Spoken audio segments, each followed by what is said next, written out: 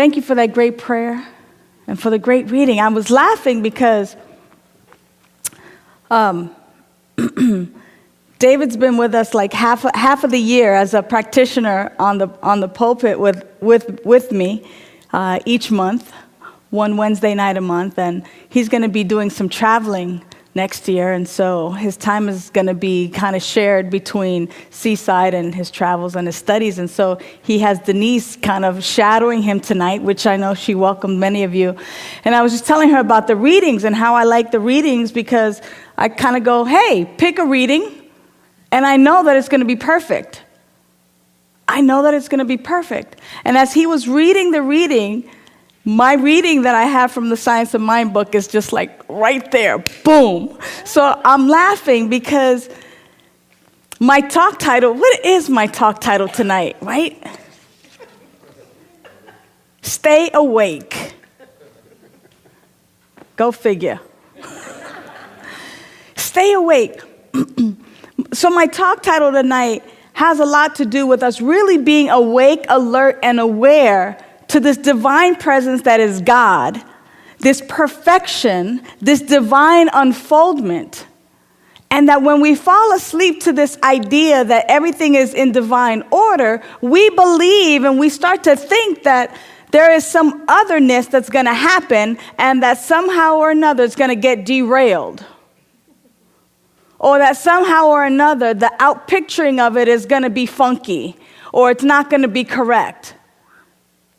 And so I love that I was simply living and being in the moment with Denise as I was saying, whatever the reading is, whether you try to align it with my talk title or not, I know that it's always divine. I know that it's always a ministry unto itself.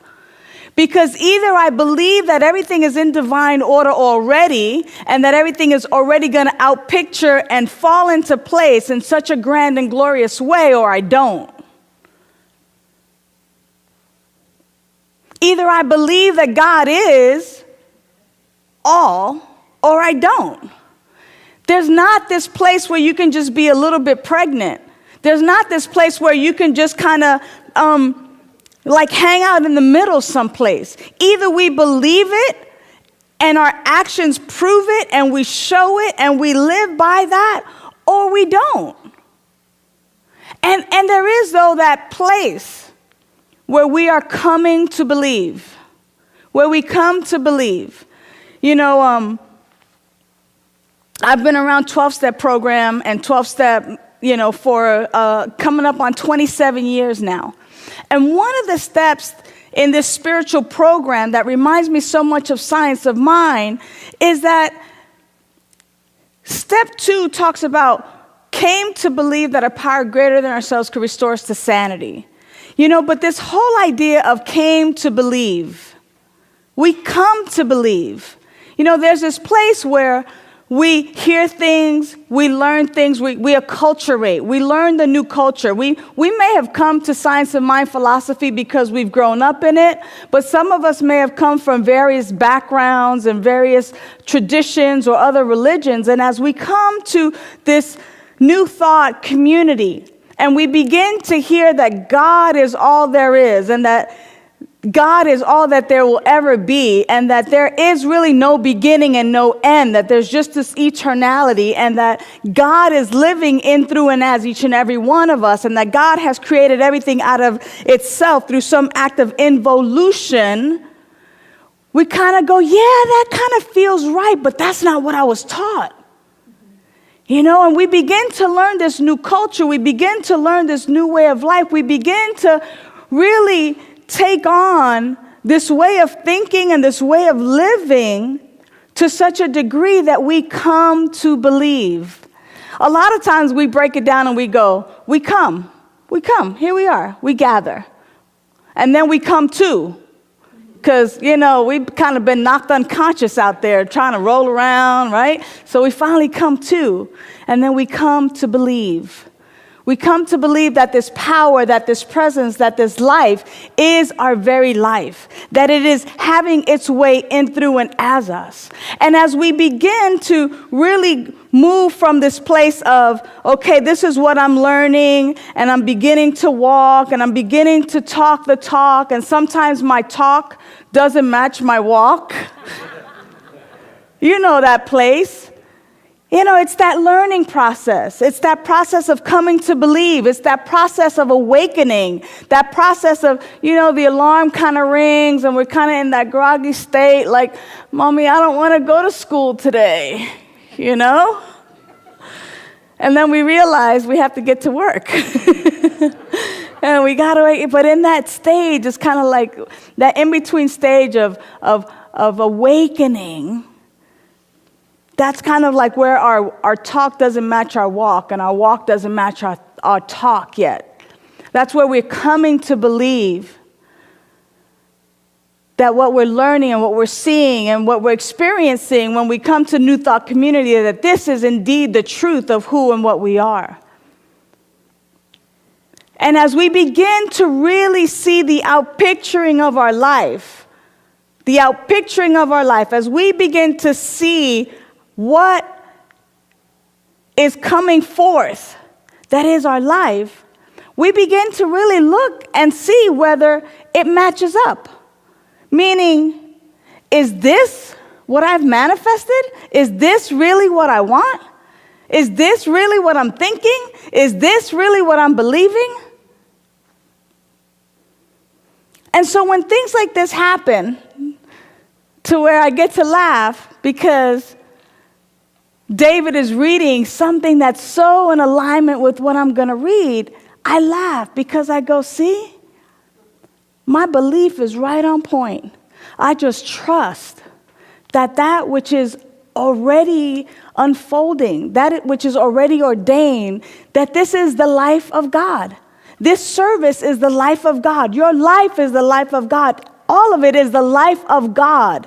Therefore, to the degree in which we recognize that and know that our life is the life of God, and that we know that which is true of God is true of us, and we rely upon that and we stay awake to that. We don't fall asleep to that, but we stay awake with that we stay in tune to it, that we're very cognizant and conscious that my life is the life of God, and that everything is unfolding not just only for my highest good, but for the highest good of everyone around, for all of us. Because God is expressing in, through, and as each and every one of us. And we get to stay awake to that. You see, because what happens when we fall asleep is we begin to believe in some otherness. We begin to, this is not even a word, but we begin to de-godify one another. I was trying to say like dehumanize, right?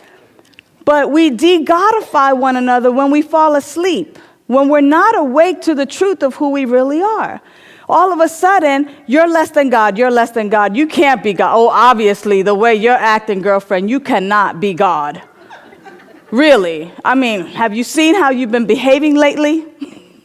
Like all of a sudden, we begin to think that it's possible that there's this otherness, when in fact we know that there's one power, one presence, one life.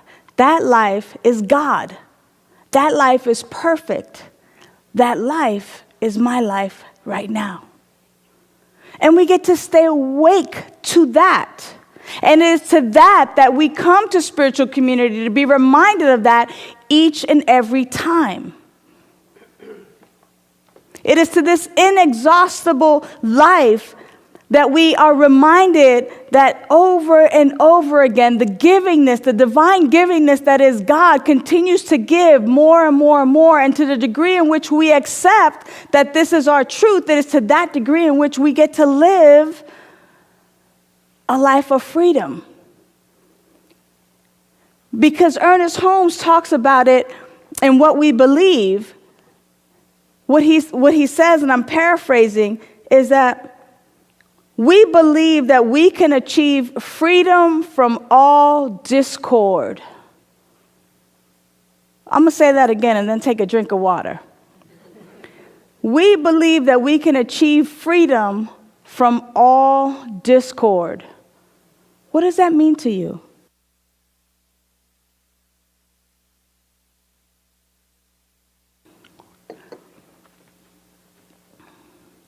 What it means to me is that when I fall asleep, when I am in a state of unawareness, when I forget who and what I am, I experience discord. I experience lack, limitation, suffering, hatred. Things just don't go my way. There's no joy, no harmony, no peace, no clarity. Discord. If Jim was still up here, I would have him play Discord on the piano so you can get the musicality of it all. It's a wreck. It really is. It's nothing as harmonious or as beautiful as what they have already played for us. It's almost like, please stop. Discord. That the purpose for us to come together in spiritual community is so that we can remain awake, that we might achieve freedom from all discord, that we might remember the truth of who we are, that we might live from that place in every moment. See, because I know what it's like to live from that place when it's good. You know what I mean, Sonny? You know, when life is good, it's kind of like, oh, yeah, I'm at the beach, life is good, or I'm driving a nice car, life is good. Oh, yes, freedom from all discord. Everything is going nice and smoothly, life is good. Oh, yes, the life of God is my life right now, and I can spew it all. But the minute there might be a little hump in the road or a little bump, ooh, I don't know. Is God all there is? Y'all are laughing because y'all know. It's what y'all be thinking, huh? This can't be working. This affirmation stuff doesn't work. Reverend Sunshine be lying to us every week, and I still keep going back.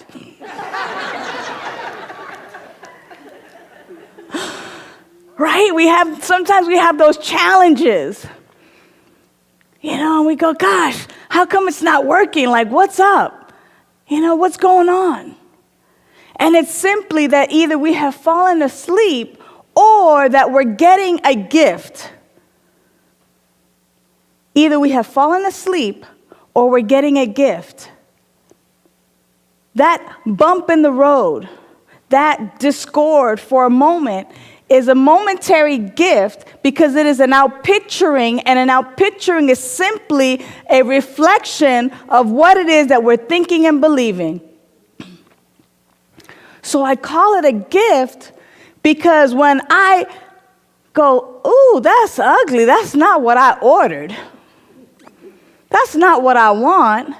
The gift is, hey, check out what's in your consciousness, sweetie pie. Because obviously, this is what you ordered because this is what you're getting. And if I'm honest with myself and gentle with myself, I can go, ooh, it's not really what I want. So let me check out where this stuff is living within me. Let me uncover this hidden belief. That's the work that you get to do with practitioners, should you choose that assignment. Working with a practitioner just does just that.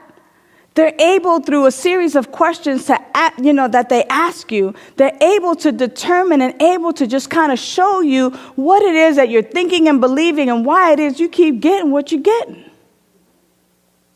Because somewhere within us, through no fault of our own or our parents, we have come to believe something that is less than the absolute truth of who we are. Somehow or another, somebody might have said to us when we were young, "Who do you think you are?" Or, "Money don't grow on trees," or, "You can't have that," or, "You'll never accomplish much," or, "Wow, you're really intelligent," but they say it so sarcastically that they know that they're not paying you a compliment. And somehow or another, we take that and we think it over and over and over again. We internalize it, and it becomes this kind of hidden belief and hidden thought that we have. And unbeknownst to us, we're tiptoeing through the tulips, thinking life is grand, and all of a sudden this whatever occurs, and we think we didn't manifest it. But indeed we did, because it's coming from this hidden thought, this hidden belief within us. And the work that we get to do with our practitioners, or the work that we get to do through our meditation, through our affirmations, through our contemplation, through our studies, and through our education and our classes, and working with practitioners especially, is we get to uncover and peel back the layers and recognize and shine the light on this hidden belief that has been acting as a law onto your life and continues to outpicture this thing over and over and over again that you don't even want. It's kind of like fellas getting that perpetual tie for Christmas or the fruit cake. You know, there's this belief that fruitcakes, nobody ever makes a fruitcake, that they just kind of keep regifting the fruitcake from last year because nobody really eats it. Who knows? Anyway, I digress, right? So if it's outpicturing, if it's happening in our life, it's simply because somewhere within us, we believe that that's what we deserve. We believe that that's our worth. We believe that that's all we could have. And because we believe that that's all that we can have, then that's all that we continue to get. So, here's what Ernest Holmes has to say about this.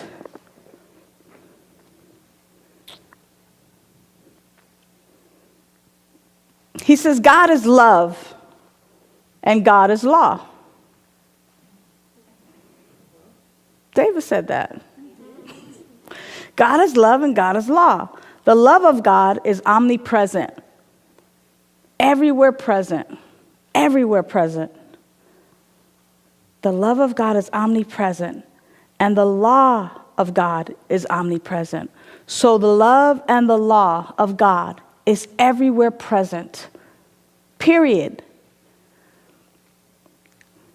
This is how the kids say it at camp. This is how the kids learn it at camp.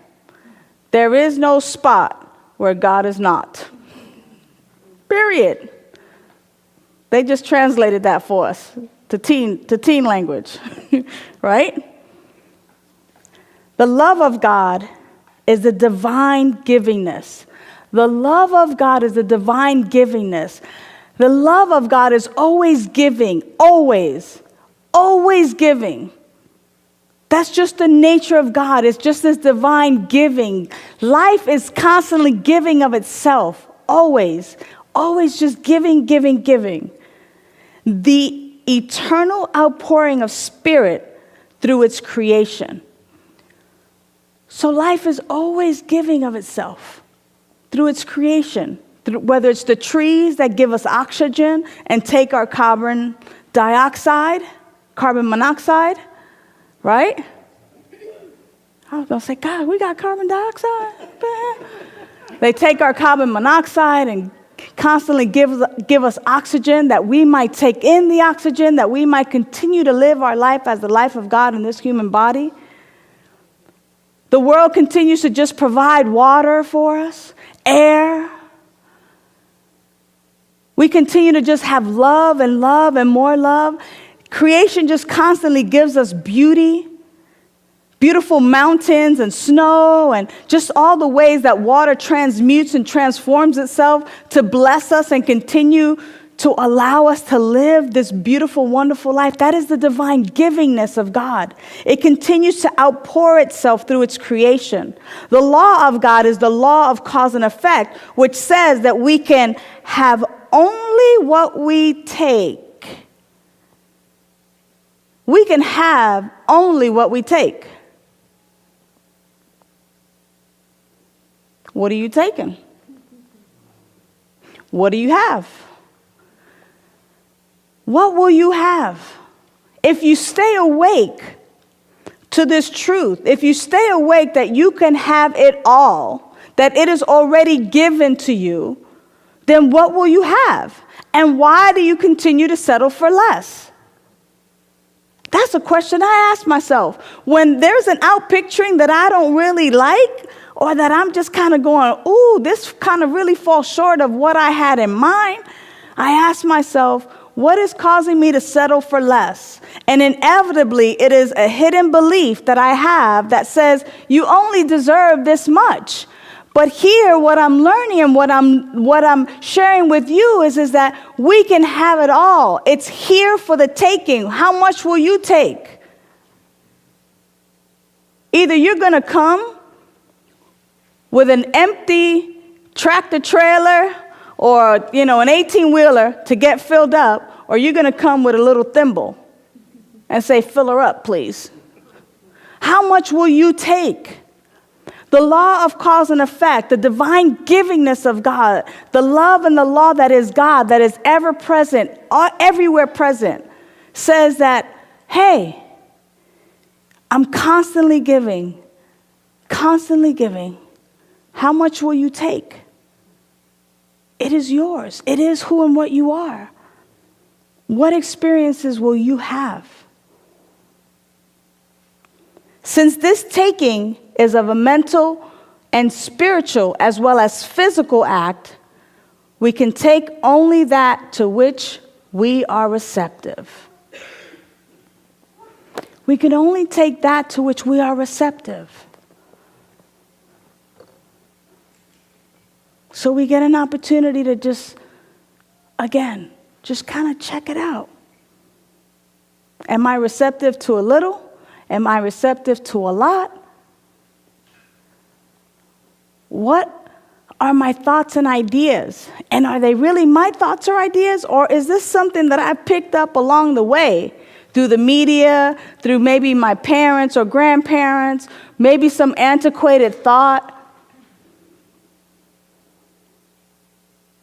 What is it that I'm settling for? That I really go, wow, I really want that, but I'll settle for this over here. And every time it shows up, it's kind of like, I don't really want this. I want that.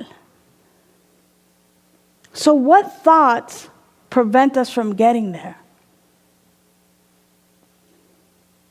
If we're constantly falling asleep and staying unconscious to what's happening within us, we'll never get from here to there. We'll never have that experience. If we constantly say, oh, I'm too busy, or it's time to go to work, or I don't have time for all that prayer and meditation, I don't have time to meet with a practitioner, I don't have time to really sit and be in the silence and ask the question so that I might get the answer, so that I might uncover this hidden thought and belief and really release it into the nothingness from which it came. If I'm not willing to really look, then I'm going to, by virtue of my actions, continue to settle for less. So as we stay awake, family, as we stay awake, especially during this end of the year season,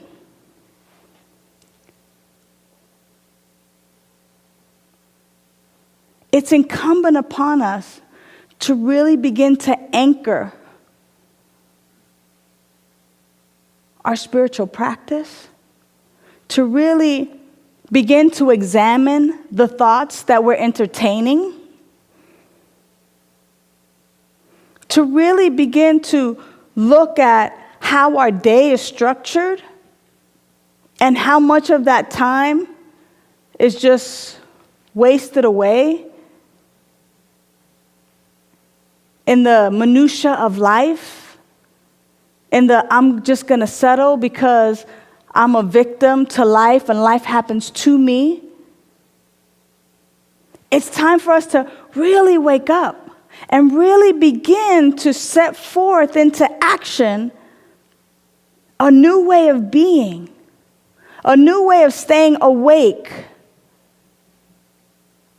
a new way of staying conscious to that which is our life. So whether it's increasing our prayer time, our meditation time, our class time, or whether it's just sitting in the silence for a little bit, examining these thoughts and ideas that we have and replacing them with a new thought, replacing them with a thought that's actually going to set us on sure footing, unless we're going to really dedicate some time to really being the captains of our ships and to let life happen in, through, and as our life, we're really just asleep. We're really just asleep. Oh.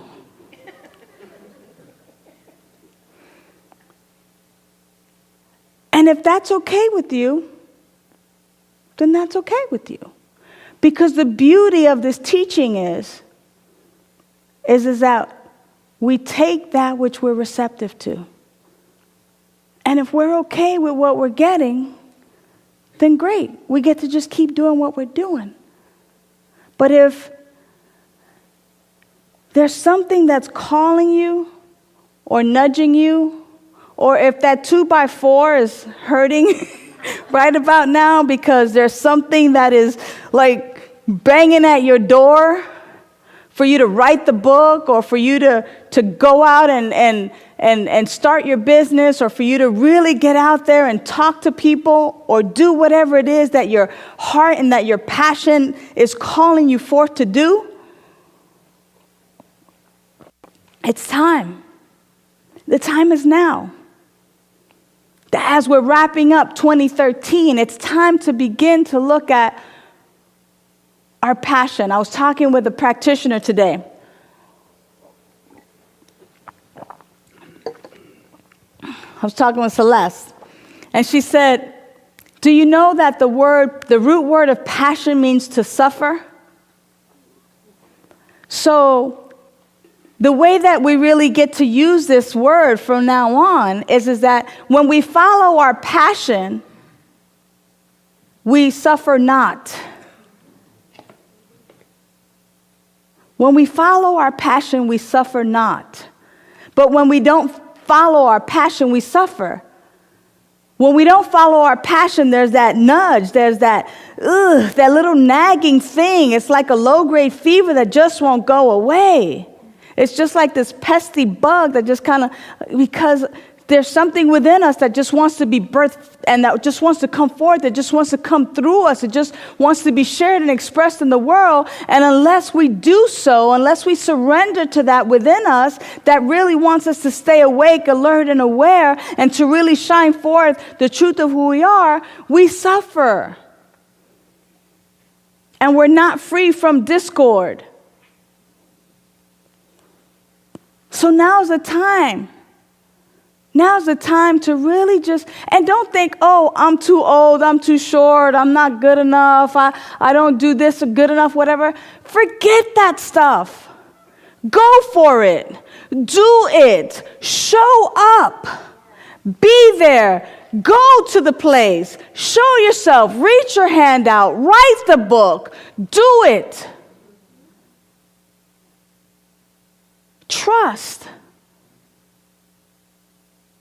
that since there's one life, one power, one presence, and that power and presence is God, and that God created everything out of itself, therefore your life is the life of God, just by means of you showing up, you're going to get that or something better. That or something better is going to unfold and happen because you're following your passion, because you are following that nudge, that you're staying awake, you're staying aware, you're reminding yourself of the truth that right where I am, God is. Therefore, everything is unfolding in a perfect and divine way. And anytime any of those thoughts to the contrary start coming through, it's kind of like this little hypnosis kind of thing. It's trying to put you to sleep. Be like, I'm not going to sleep right now. Nope. That's not the truth of who I am. Sorry, you can't put me to sleep. Sorry, you can't hypnotize me. No, be gone, thought. What I know is that right where I am, God is. The love and the law of God is omnipresent. And I'm ready to take. I'm ready to take and stay awake. I'm ready to take. I'm receptive to the good. I'm receptive to the all that life has in, through, and as me. And I'm ready to show up, and I'm ready to express it. I'm ready to give of my gifts and my talents, and I'm ready to let the world see that God is living magnificently and beautifully as me. Period. Because that's the truth. That's the truth. And the moment that we fall asleep to that is when we forget. And we don't want to forget. We want to remember. We want to stay awake to this truth. We want to anchor it so deeply that it becomes such an integral part of who we are that without even recognizing it or knowing it, that's just how we live. That's just how we roll. That every day we get incidents like this. Oh yeah, this is how we do stuff, and it inevitably always works out for our good. It always does. It always does. The divine givingness of God, the divine givingness of Spirit makes it so. Life just wants to express, and it wants to express freely and beautifully as you. And the more you stay awake to that truth of who you are, the more you really have an opportunity to experience freedom from all discord. That moment that you take and you go, yes, this is mine. This is ours. This is for me. I receive this. I accept this. And from that place, now we can give freely of who we are. Whether you recognize it a little bit or whether you recognize it a whole lot, right where you are, the infinite intelligence, eternal presence, the beautiful, the magnificent, the harmonious, perfect, abundant life of God is living itself as you. Break the shackles of limitation and lack. Remember the truth of who you are. Stay awake. And it's funny because we're going to go into meditation now, and it might seem like we're going to fall asleep. But we're actually going to meditatively, is that a new word too? Stay awake and recognize the godness of who we are. So the invitation is to stay awake now, to clear your laps, to allow yourself to just surrender into the breath. And as you surrender to the breath and as the lights come down low, it's simply that outward symbol of shutting out the outside world and really recognizing and entering the kingdom of God which is within you. Right where I am, God is. Right where I am, love is. Right where I am, peace is. Right where I am, there is abundance and eternal life. Right where I am, there's peace of mind. There's wholeness and harmony. There is peace in the body. Right where I am, there is prosperity and life that abounds itself in this beautiful and magnificent way. Right where I am, there is creativity. And as I know that this is my truth, I know that this is a truth for each and every one of us. So we simply anchor that truth right now. That which is true of God is true about me. Just say that to yourself over and over again, whether it's silently or in your whisper tone. Right where I am, God is. That which is true about God is true about me. For I am the way that God shows up on this planet. I am the beautiful and magnificent way that God is expressing itself. I am an unrepeatable expression of the beloved of the Most High. When you see me, you see God. You see one of the many, many ways that God is expressing itself in, through, and as each and every one of us. And as we gaze upon one another, and as we look and see the beauty that abounds, and as we look at one another, we're reminded that right where we are, God is, and this is the truth for each and every one of us. That God is just expressing itself in these multitude of ways. And that we get to honor and respect ourselves and each other. We get to stay awake to this truth. That even when the times get busy, that even when things get rough, that even when we have an experience that is unlike that which we want, we remind ourselves that right where I am, God is. The divine givingness of God. This is a gift, and I get to see that there's a hidden thought or belief. I expose it. I replace it with the truth. God is living in, through, and as me right now. So we sit. We sit in the silence and the stillness for about 2 minutes or so, and we just let this sink in. Right where I am, God is. Right where I am, God is.